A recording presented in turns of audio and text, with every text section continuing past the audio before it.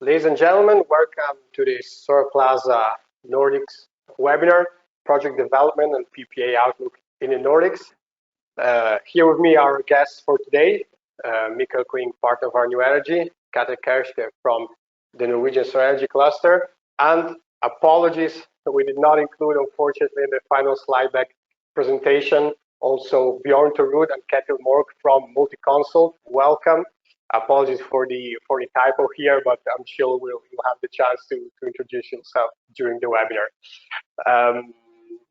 So we have quite some presentations today, starting with Mikkel Kring, followed by Katja, and finally by Bjørn and by Kjetil. So lots of content aired today. Stay with us. We're going to really focus on the PPA side of the market in the Nordics region, covering not only solar, but also some hybrid PPAs here, and focusing more onto a market introduction and what is the project development perspective here for the Nordic countries.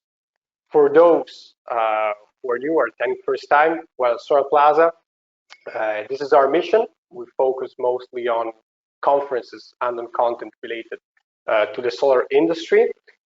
Also since last year in the Nordic region, I'm going to tell you more about it right away. Just also a brief mention about our new business line that we launched, Solarplaza Consultancy, which helps expand businesses abroad if you're looking for market insights, research, and new partners to connect.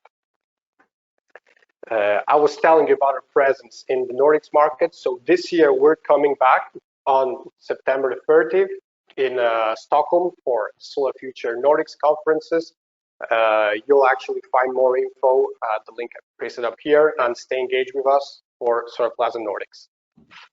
But also some practical notes before we start. So please send in your questions if you have any for some of our speakers. We have a Q&A session at the end.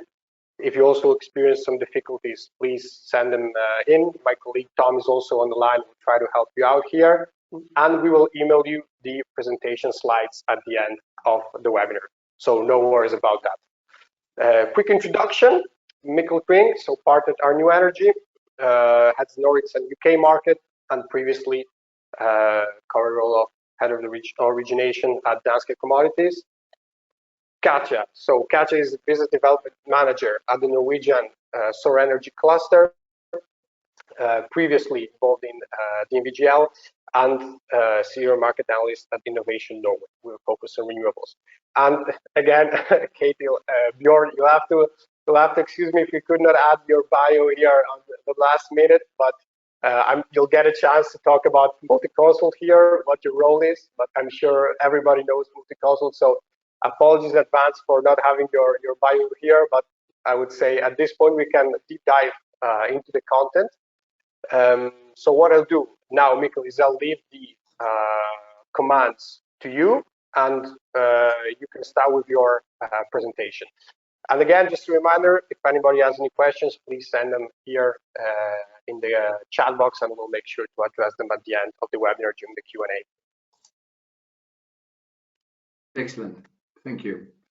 Can you nod that you hear me? We can hear you. Perfect. Great. So, Nicola, thank you. It's great to be here.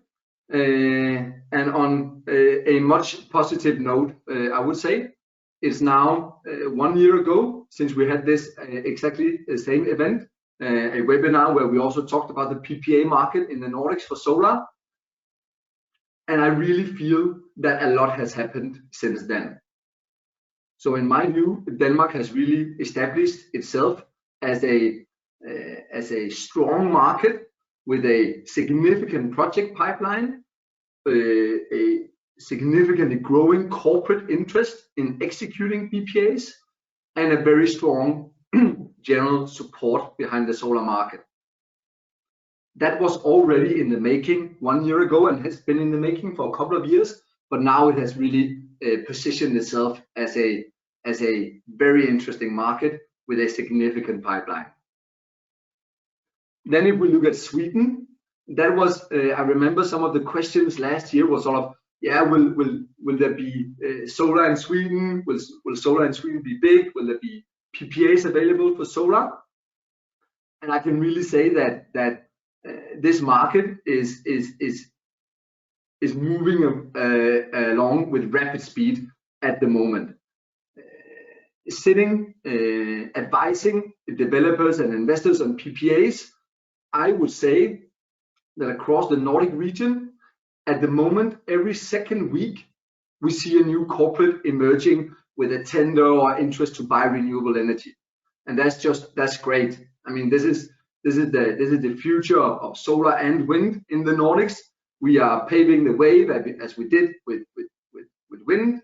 That is now coming to solar. I'm very much confident of that. I will spend the next 15 minutes or so on talking a little bit on what we see in the PPA market across the Nordics for solar specifically. Let me see here, the control works like this. We feel quite equipped in talking about PPAs, as this is basically what we do as a company. We are specialized in the power market, and we are helping developers and investors in transacting PPAs with corporate off-takers or utilities and traders across Europe. We have successfully done this for more than 2.5 gigawatts of mainly solar across Europe. And of course, at the moment, we are really leveraging on the experiences from doing wind in the Nordics and transacting a lot of solar in Southern Europe. All of those learnings we try to apply on Swedish and Danish solar and Norwegian solar when it will come, because basically, in our view, we don't have time to waste, right? This is already going too slow. We like pushing new markets. We've done that in a series of times, opening up new markets, doing some of the first PPAs. And we've done some of the biggest PPAs that you have seen. We work mostly in Europe, but are also active in a couple of other places outside. And then we work across wind, solar, power to X, batteries, and so on.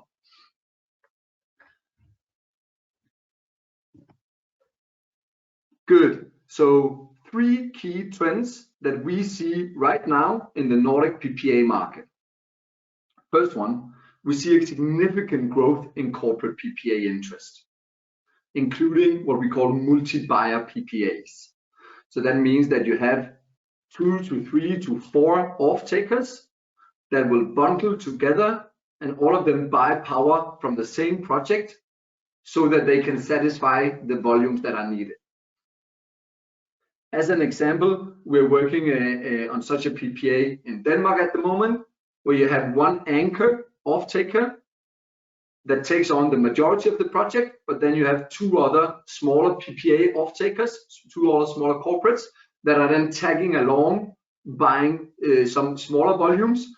But the beauty about it is that you open up PPAs, you open up the ability for smaller corporates to also go green. I think this will be very important in the future as well. Secondly, so very, very positive note, more corporates are coming to the market wanting to buy renewable energy under PPAs. Secondly, we are seeing now that some corporates actually explicitly state that they are interested in solar. And that is also a very positive development, because up until, let's say, 9 to 12 months ago, we always had to justify why solar should participate, right? Because all of the corporates and all of the utilities were only used to seeing wind in these tenders. But I feel that we've now reached a state where solar is sort of acknowledged as a mature technology also in the Nordics. And as a positive, we're seeing some corporate tenders even wanting exclusively to source solar energy. And thirdly, we are seeing that it's, even though the interest is there, it's very difficult to convey the messaging of what it entails to sign a solar PPA versus a wind PPA. And here in particular, I'm talking about the differences between the generation profile and assessing what is actually the value of the power that is being delivered from wind versus what is the value of power delivered from solar. So these are the three key trends that we see in the market at the moment. On top of this, we're seeing that additionality, so the fact that the PPA is the main driver behind seeing a new solar project in the market, is becoming a key attribute for the corporates. Yeah. So sourcing guarantees of origin from existing subsidized assets, we are seeing is being increasingly scrutinized by the consumers and by the public in general. There's been quite a few articles, especially in Denmark. I've seen a couple of articles also in the Swedish media, where people are starting to question, well, buying a guarantee of origin from a 30-year-old hydro plant in Norway or in Finland or in Sweden, is that really adding a significant contribution to our transition towards a zero carbon society? So as you see here on the table below, this is from RE100 from Ressource, that shows how corporates are currently buying green energy. And you see that around in 2019, around 42% of all companies that were buying green energy did it exclusively via buying certificates. Then additionally 30 did it through a contract with the supplier. And then comes here the PPAs. 26% of the RE100 members was buying green power via PPAs. So of course, as this shifts, as the 42% that only buy certificates, as they are starting to shift towards PPAs, that will significantly increase the demand for PPAs. And in our view, this will also facilitate price increases, in particular in the markets where solar is one of the few ways to buy a PPA. So that would be the Danish market, because there's very limited wind. Or in Sweden, where you see that most of the wind is bigger projects, so you also need a big consumer. We're seeing the mid-sized corporates in Sweden really being able to buy solar, and we also see a price premium there. Then I listed some of the deals that we've seen being executed over the past period. So again, really good to see some growing activity. On top of additionality, of course, let's say the main component behind doing a PPA is, of course, also that it's attractively priced. And you see here that on the left-hand side, I'm just taking a snapshot of historical spot prices in SE4 and SE3. And on the right-hand side, you see that I've inserted some baseload price forecasts that Energinet, so the Danish TSO, has completed. And you'll see that historically, so the spot prices on the left-hand side, there they have been averaging around 36.9 euros in SE4 and 34.5 euros in SE3 for baseload power. And let's remember that historically, solar has then had a premium on top of this, because solar mainly produces during the peak consumption periods over the day, and where the energy demand is the highest, therefore also the energy prices. On the right-hand side, you see the forecast, and in general, when you look across all of these forecast providers, Baringa, AFRI, the various TSOs and so on, they all have a bullish view on the curve compared to where we are today. So for the next 10 to 15 years, there is a common perception that prices will go up. Yeah? And of course, this then implies that well, PPAs in general in the Nordics, we see them being able to be delivered at prices around roughly 35 euros, depending on the size of the site, the location of the site, the COD, so when the site come online, and so on and so forth.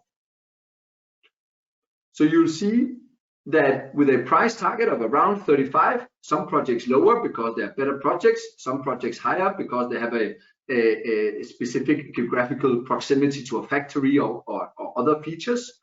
You will see that actually solar can be built within the historical pricing and within the forecasted pricing. Of course, this is a very important parameter to communicate to the corporate buyers. So in a PPA perspective, the three key unique selling points of a solar PPA is its additionality. So you as a corporate buyer can make a big difference when you source a PPA, because that's the main reason for the project being built. So very tangible impact. And this is evident especially for these medium-sized corporates that in the past have had difficulties in going green via PPAs because wind projects were basically too big.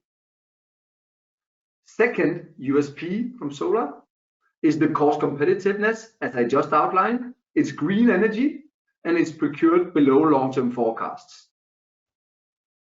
And thirdly, speed. Solar can be built relatively quickly compared to wind. I mean, especially you will see, for example, in Norway, but also some places in Sweden and Denmark, right, that the consent for wind can be many, many years. That is so far not the case with solar, because you need less approvals for it. And on top of this, solar also has limited still, of course, when you talk about the very big projects, this may change, but still solar is very positively perceived in the population, which is also very important if you are a corporate buyer that cares a lot about marketing. So these three key USPs, really, these are what we as a industry should be telling everyone. Yeah? So finally, for developers or investors or even corporates that are looking to engage in a PPA process, I would say at the moment we have three key advices from our side. With the first one being structure the PPA well, in the sense that it's extremely important that you quantify and understand the PPA related risks to develop appropriate pricing. Because there are a PPA is not a simple contract. Normally these contracts run for 10 years and have many obligations on both parties in them. So be sure that you understand what is in there, and be sure that, for example, at the moment we're seeing a lot of talk around, well, can solar projects that has this peak delivery profile, can they actually do a baseload PPA, right? Baseload being the same amount of power over the whole day. Well, yes, we have seen such structures. We have executed such PPAs in other markets. They are also feasible in the Nordics, as long as you are aware of the risks that you're taking and price them correctly. Second key advice, origination. So in the past, a lot of PPAs have been signed with utilities and traders, right? And let's say in Sweden, most of the people know the ones that are active. The big energy companies, Vattenfall, Axpo, Centrica, and so on. Originating a PPA with those guys is one thing. Trying to find these mid-sized corporates that have an interest to source renewable energy is a different story. So here you need to go into the market, you need to reach out to them, you need to have a dialogue with them, understand where they're coming from. And the challenge here is that you need to speak to several hundred of companies to really find the ones that are willing to pay the price premium, that are willing to buy from your project, and so on and so forth. So quite a lot of work is associated with this, but it's worth the effort. because these guys will help you in building your project. And then thirdly, negotiate. So a PPA is typically between 40 to 80 pages. And a PPA attractiveness is not only defined by its price. A PPA has a variety of terms that you commit to. Maybe there are some volume commitments, there's some credit terms, there are some availability clauses. There are a long series of factors that significantly influence your risk. And there are many win-win situations to be identified in such PPAs. So please make sure that it is scrutinized, because it is a contract that both buyer and seller has to live with for 10 years after its execution. We very much like to see PPAs as a partnership, right? So it's important that this PPA works also over the long time, that it's well thought through. So these were the things that we are currently seeing in the PPA market in the Nordics for solar: a positive sentiment, a strong corporate increase in interest, and now it's just about scaling, I would say. Yeah. So that was the words from my side. Thank you, Nicola. Thank you, Mikkel. Thank you. And definitely, if who's listening us, if you have questions, please send them in. We'll address them at the end. Thank you, Mikkel. I would leave the stage to Katja now. Katja, let me know if you have controls, everything perfect. So I'll leave the floor to you. Okay. First of all, thank you, Nicola, for the introduction and the opportunity to say a few words about the Norwegian solar industry. I represent the Norwegian Solar Industry Cluster and will say a few words about who we are, who our partners are, and about the market development solar in general before I hand over the word to Bjørn and Kjetil, who will elaborate a bit more on the project development, solar project development in Norway, because now I just need to figure out how I change the slides. No worries, you should be perfect. You should be working, right? Okay. Our cluster was established in 2013. 5 years ago, we had around 30 companies in our cluster. Today, we account for more than 100. The majority of our partners are relatively young companies, scale-ups and startups, but we also see an increase in corporate partners and the ecosystem in general, which includes investors, innovation system, other innovation systems, and R&D university partners. And our cluster brings in a way all of them together as a platform. So we are facilitators in a way. The Norwegian solar energy industry, our partners nearly cover all parts along the solar value chain, from processing materials. Norway has the cleanest and most efficient silicon production in the world, to PV installations both onshore and offshore. And yes, we also see that more and more companies from other industries like maritime and oil and gas are entering space to develop products and technologies for the solar industry, both on land and on water. In our cluster, we have many global leading companies, solar leading companies, solar park developers, for example. But as of today, the business basically takes place outside Norway, because Norway, the domestic market for large scale solar projects in Norway is still in an early phase.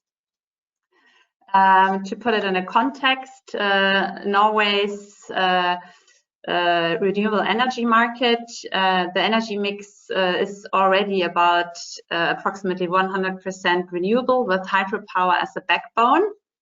But the increasing demand for renewables due to the electrification of the society, the Norwegian continental shelf, also the interconnectors and the new power-intensive industries like hydrogen and ammonia production, data centers and batteries will increase the demands. Hydropower is reaching the limits. Wind is controversial in Norway, politically not supported, especially onshore wind.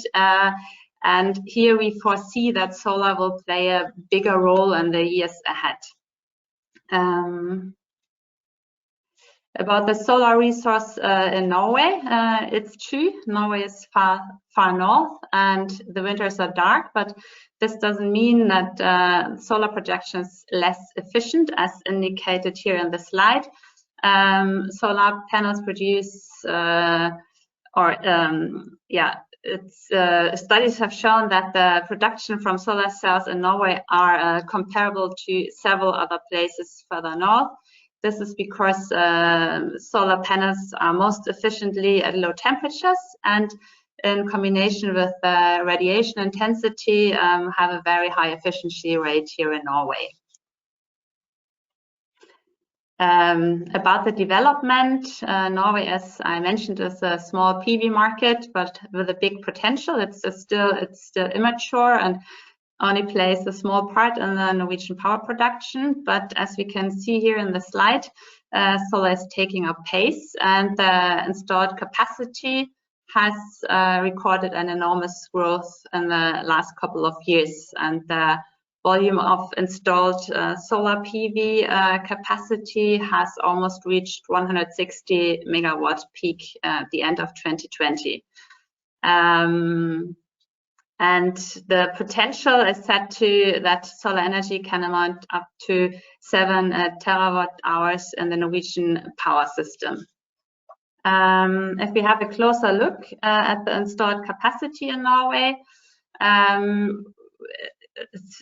we need to say that when we talk about solar in Norway or utility scale solar, is basically solar rooftop mounted solar.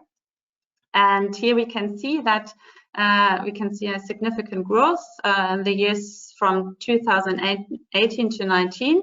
The installation rate has more than doubled, and this is in the segments of residential and industrial and commercial, and that's where the development has taken place.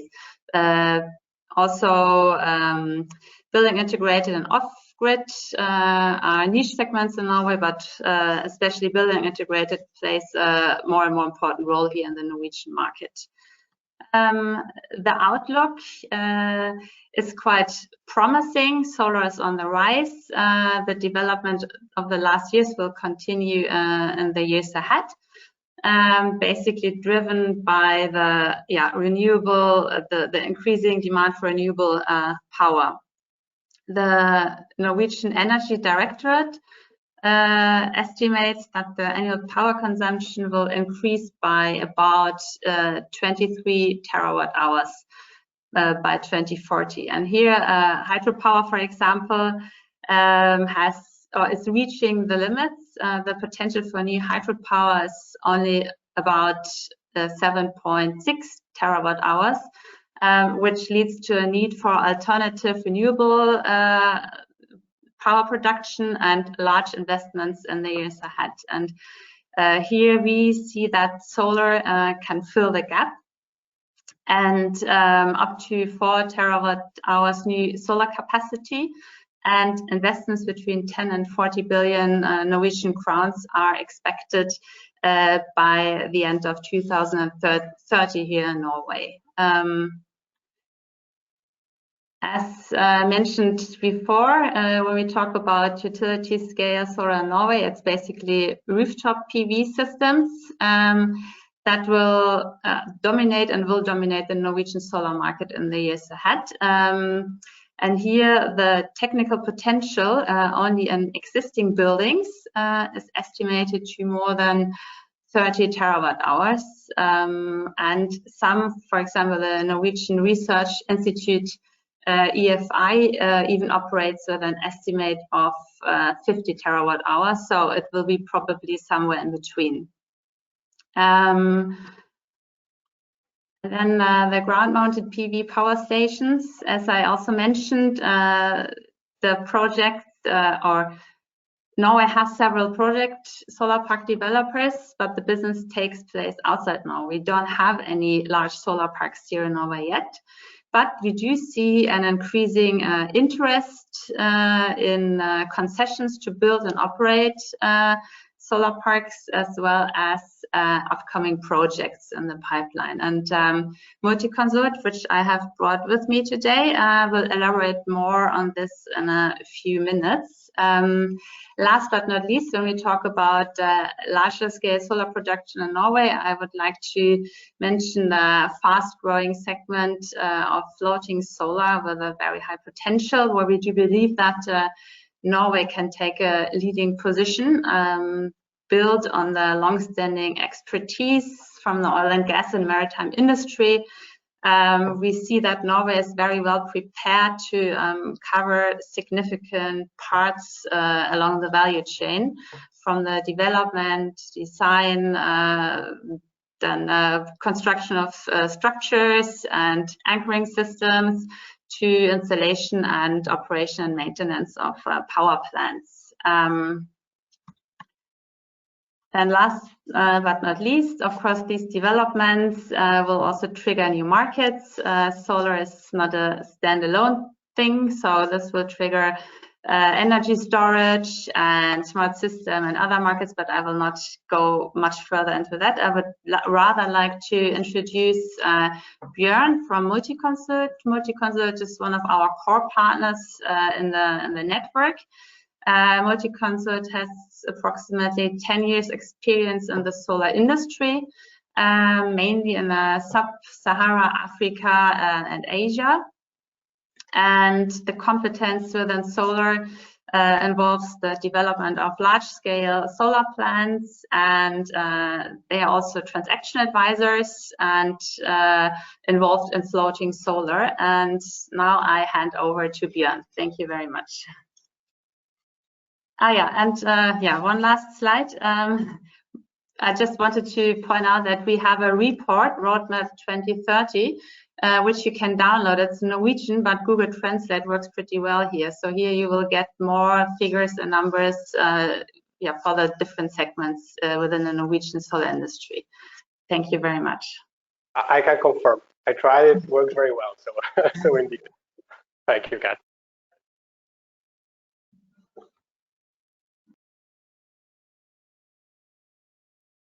Thank you. Can you hear me?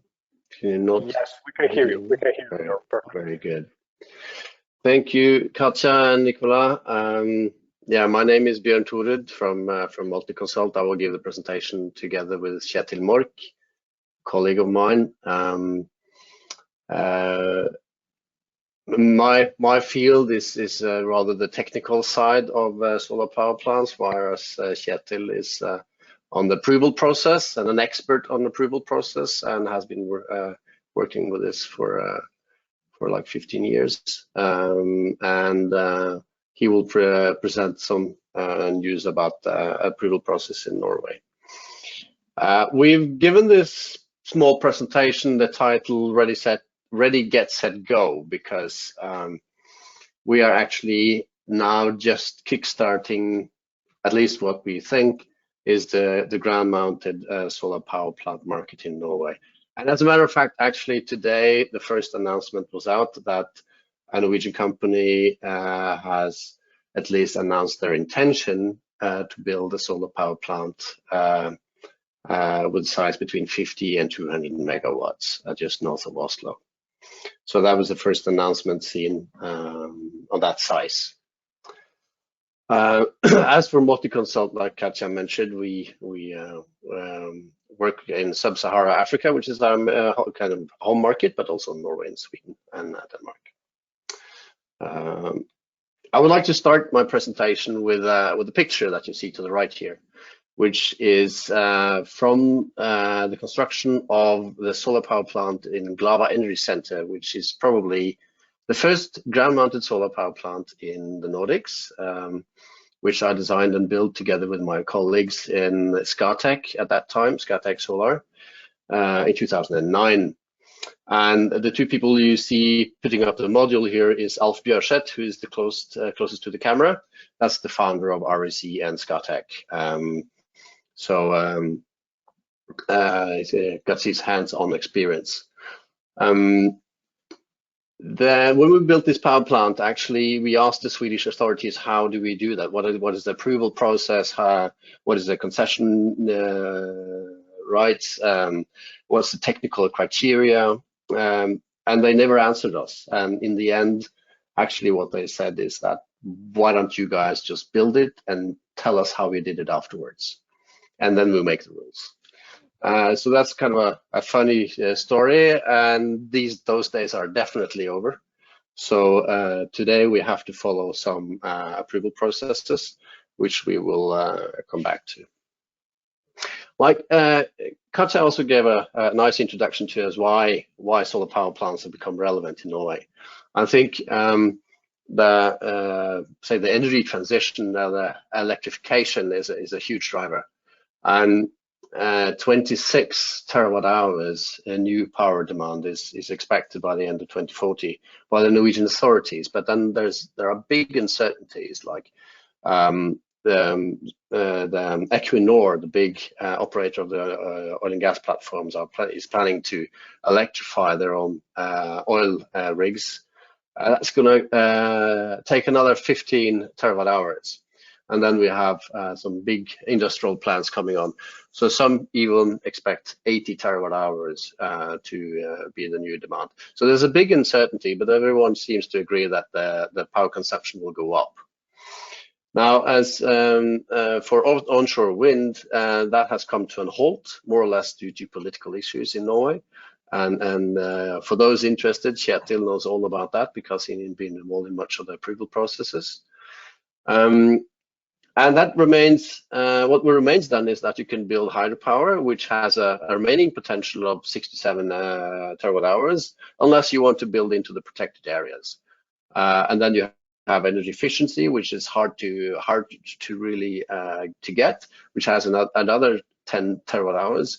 And if you do the math, you will see that this doesn't fit. The equation doesn't solve. So there's a need for something which is not wind and water, wind and hydro, and that's probably going to be solar power. So the application process will be explained by Kjetil Mork, and that is the next slide. Yep. I will say a few words about the application process in Norway. This is quite new, as you all know, and it's just only a couple of months ago that NV came with some guidelines for the process. The process consists of 6 steps. Step 1 is project development, including site selection, land lease agreement, stakeholder involvement, and so on. Step number 2 consists of preparing the consent application and the environmental impact assessment.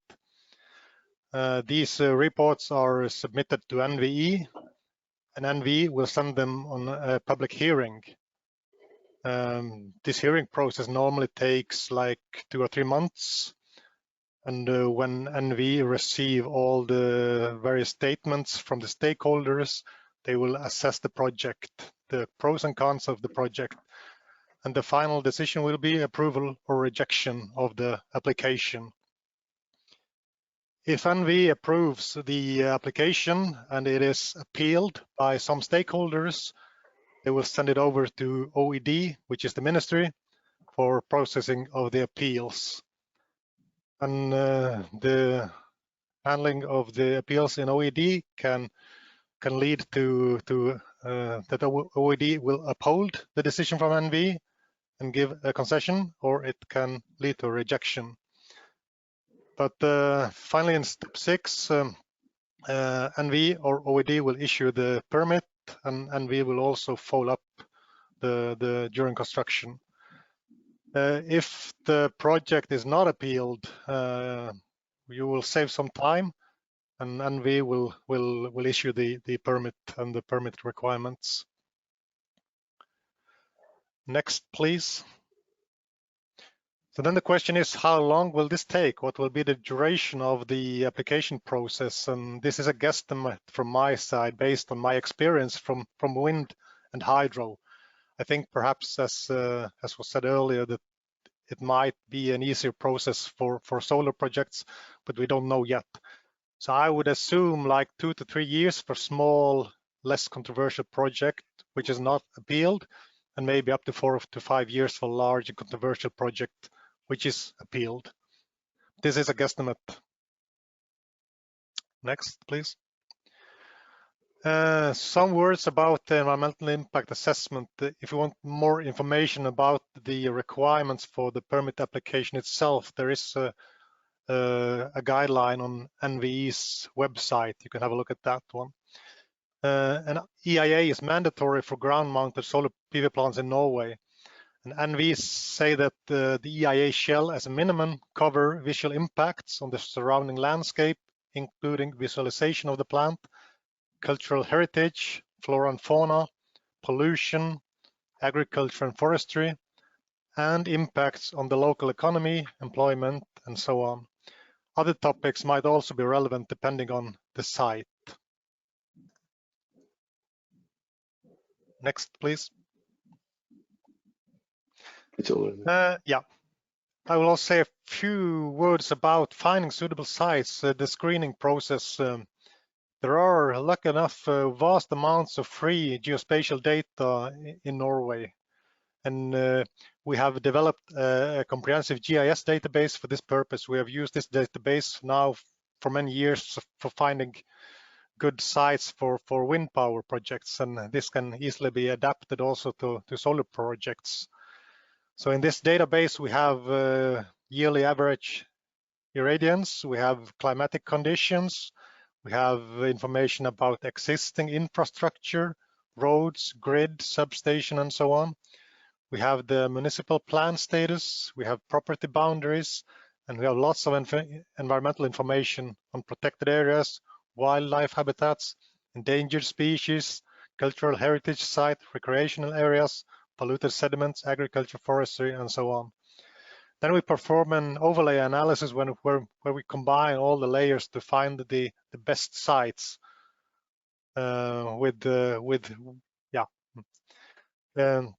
just to give you an example of how we do it. We start with clean sheets in an area with favorable climatic conditions.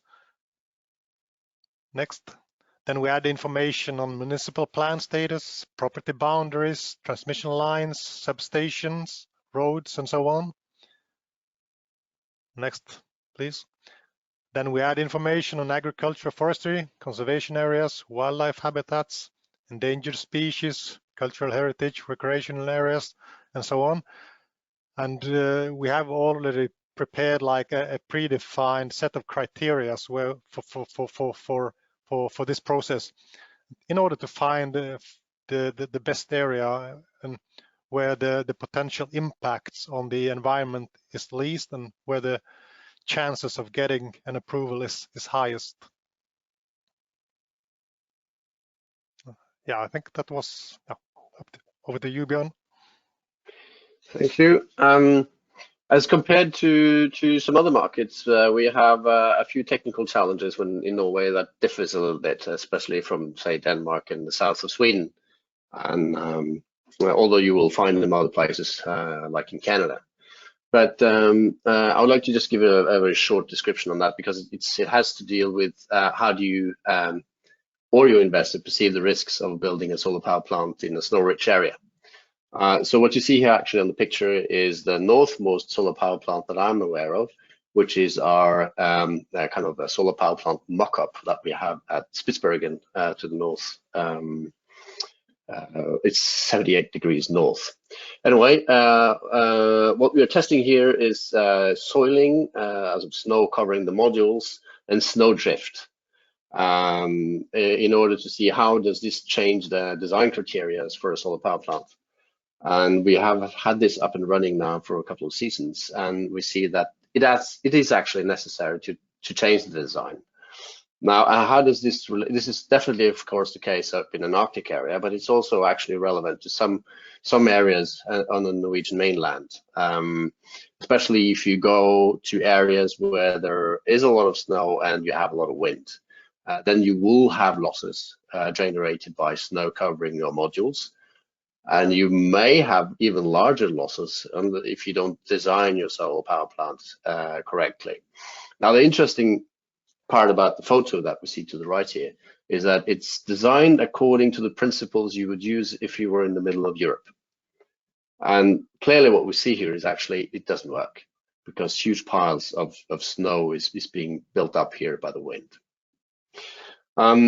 As for a possible gain, which is extremely interesting, is what you get through bifacial modules and snow reflecting 80% of the light.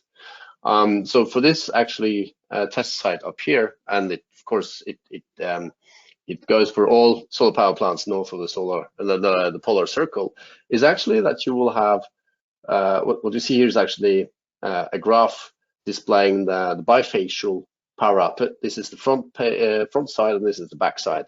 So you will see that you will get a huge bifacial gain during the spring months when there's snow covering the ground. And up north you will actually get, this is the night peak and this is the day peak. So you get a 24 hours solar power production during the summer. And this is actually one of the reasons why solar power is one of the cheapest, the second cheapest source of power up in the Arctic. And using bifacial tracker technologies, you can actually get a yield as high as 1,050 kilowatt hours per kilowatt peak. So that's quite nice and neat. If you go to that's a little bit if you go to the mainland, there's not much experience on large-scale solar power plants in Norway, but we have this one, which is shown to the right here, which is at Ressource, which is short for Romerike Omegn Avfallsforening. So it's a waste waste deposit, a waste sorting plant, where there's a 0.5 megawatt peak solar power plant with a tracking system built by Scatec or released by Scatec. So it's actually kind of a pre-assembled solar power plant. Very interesting concept, with a tracker and bifacial modules. And we believe that we're actually going to get up to 1,250 kilowatt hours per kilowatt peak on this system. At least that's what the calculations says that. But this one is not built for a PPA, it's for self-consumption.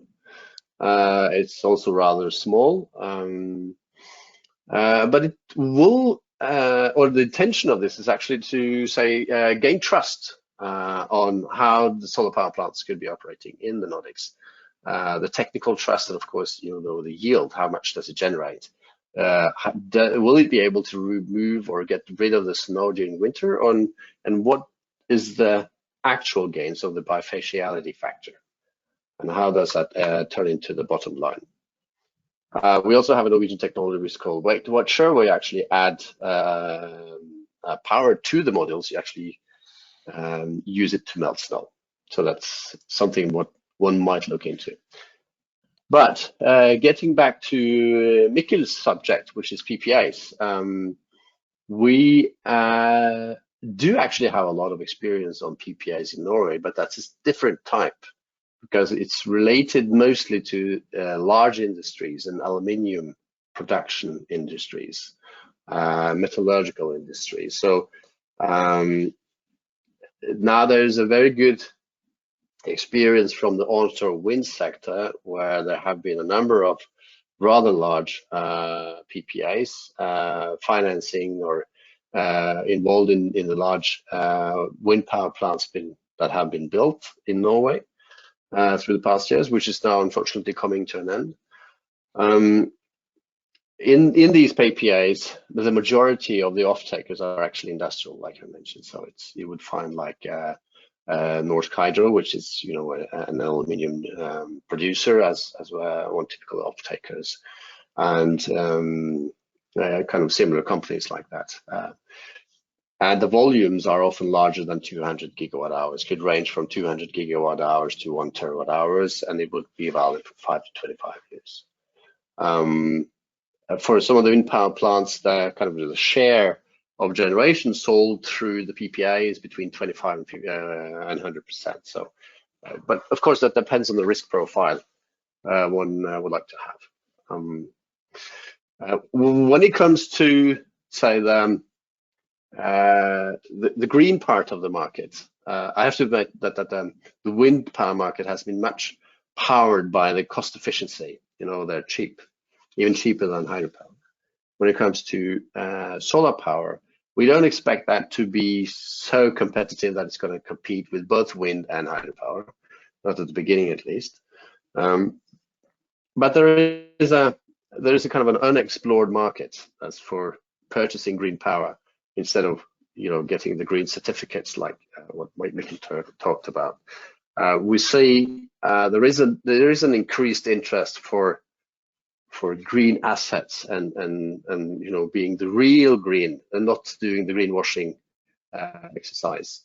And Multiconsult is also a certified issuer of green bonds, and we see that this interest is going into buying power from a certain power plant instead of buying the certificates.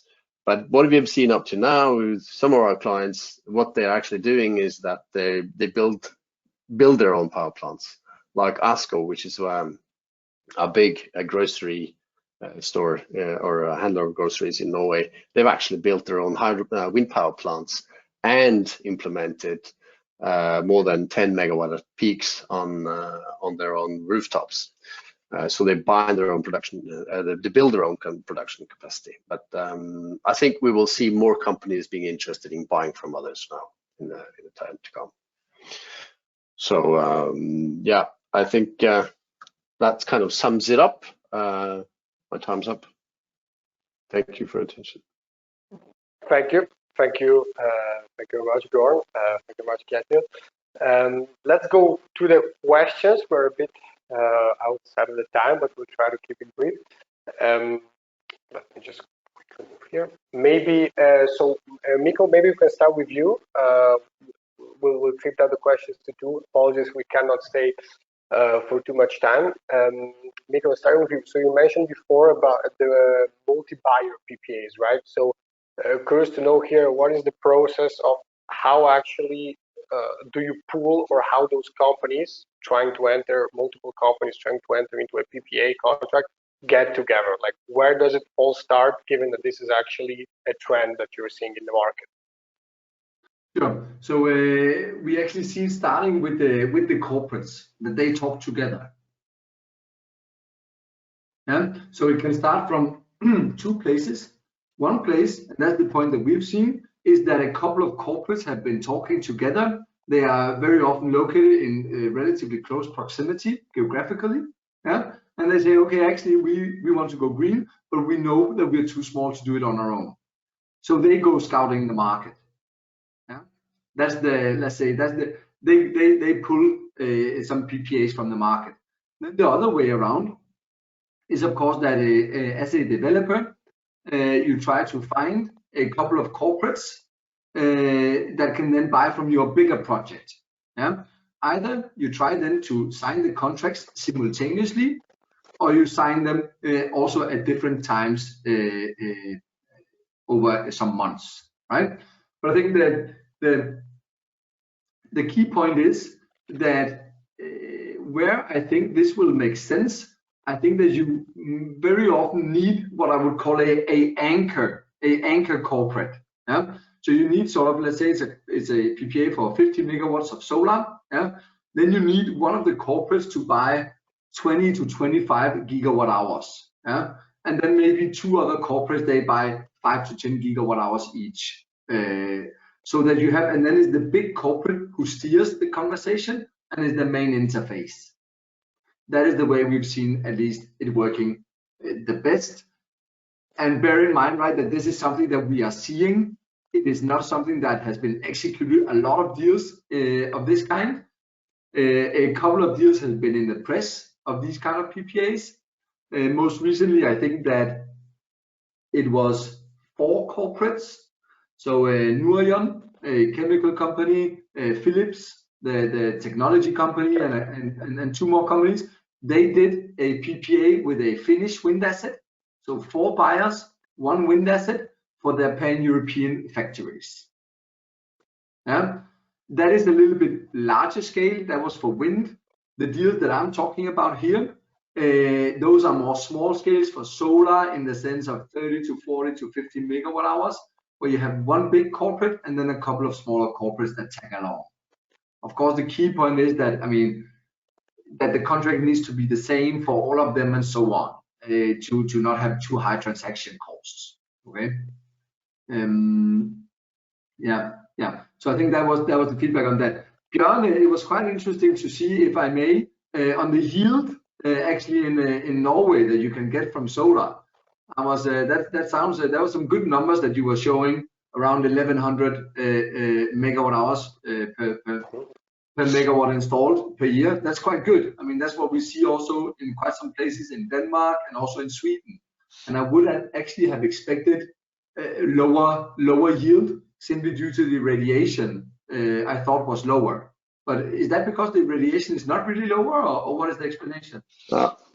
What we've shown you now is you know the bifacial design, and I think the bifacial modules together with a horizontal single axis tracker that you can build cheap is kind of the enabling technology that's going to take solar into the Norwegian market, because Norway is probably the toughest solar market in the world, because we have, you know, a little bit less sunshine than you have in Denmark. That's why all the Norwegians go to Denmark in the summer.